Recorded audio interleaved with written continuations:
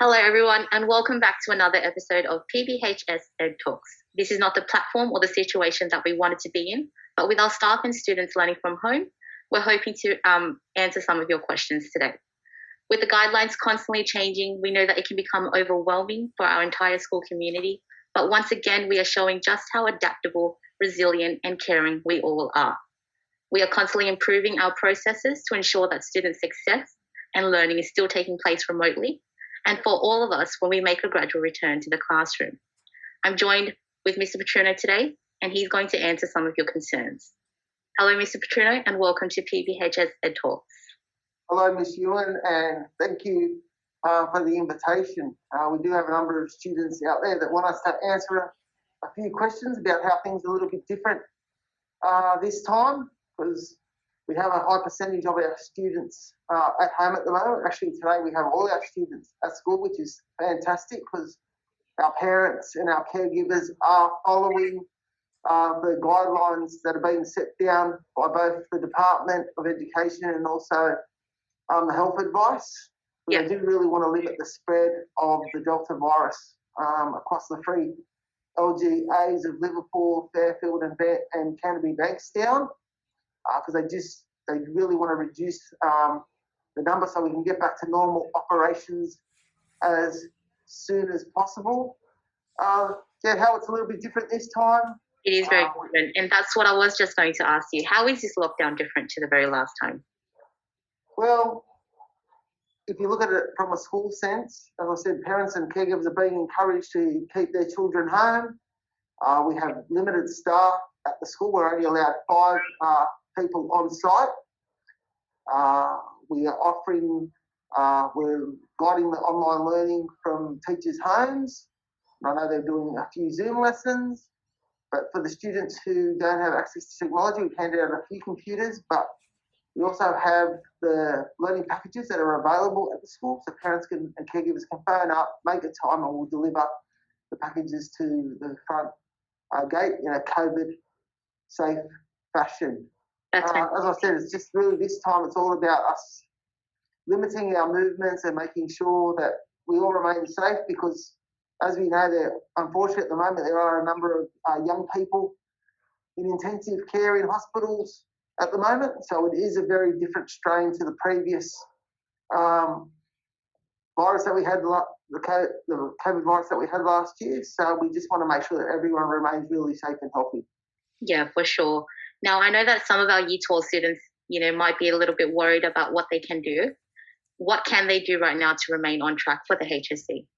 Yeah, look, I know we have a fair few HSC students concerned at the moment, but can I just congratulate them, because they are doing an absolutely fantastic job. We've been monitoring their attendance online and their engagement in lessons, and we have a high percentage of the Year 12 students logging on, phoning the school to pick up the work packages, and it's really business as usual for them.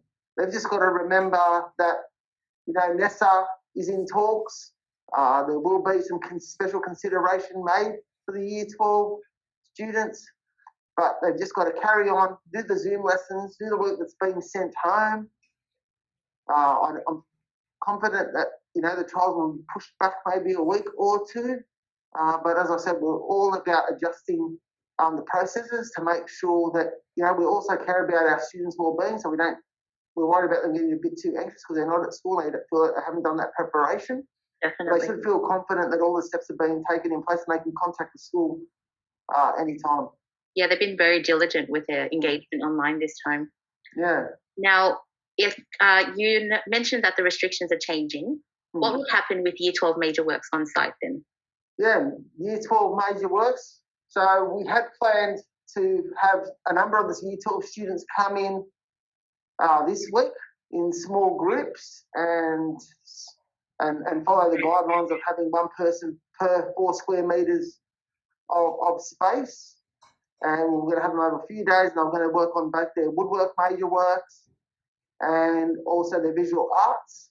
Unfortunately, that can't happen now. But look, our boys have made really good progress throughout the year.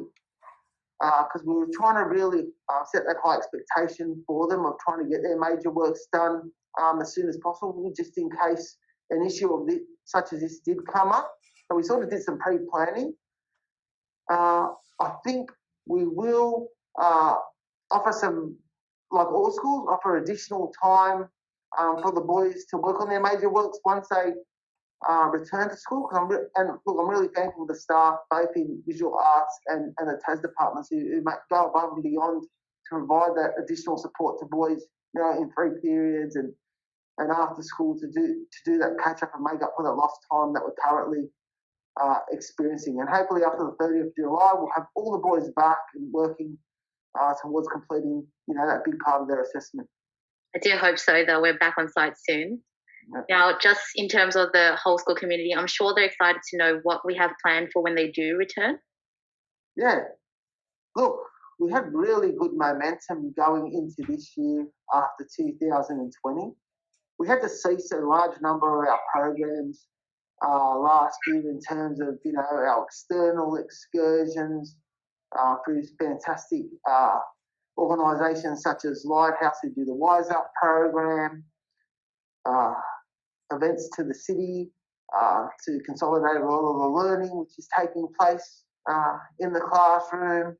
But we also re-established our guest speaker program, so we started to get in some absolutely wonderful speakers to come in and speak to the boys about their lives and encourage them in terms of what's required to be successful lifelong learners once they make that transition to the wider community.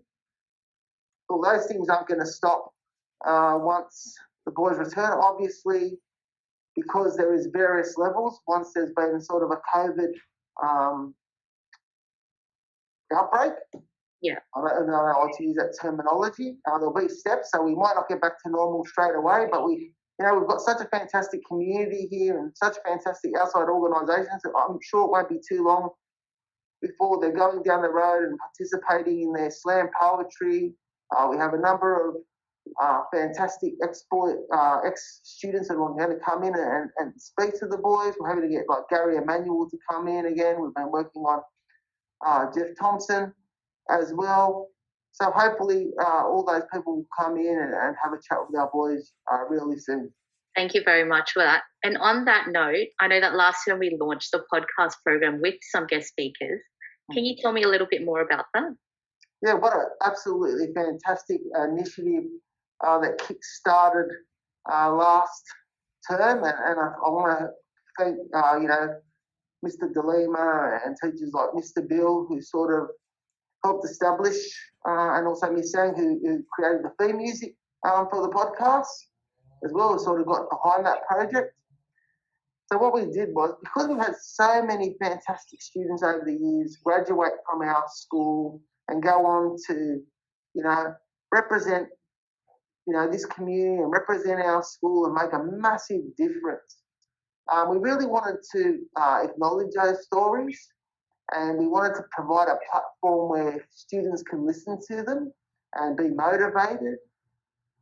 So we started with our first podcast last term with Muhammad El-Chami, who has gone off to university, completed a number of degrees, had a number of successful businesses, and he spoke about, what it was like for him to come from overseas, attend Punchbowl Boys High, go off to university, sort of break out into industries that sort of challenged him and was like a risk taker.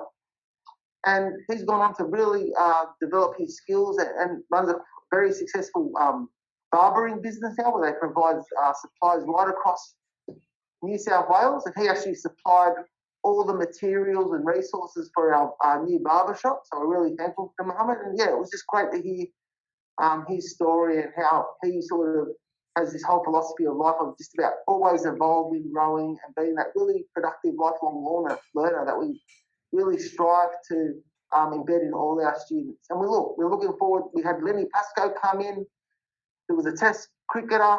He was the first player to bowl a one-day ball for Australia. He's an absolutely fantastic speaker.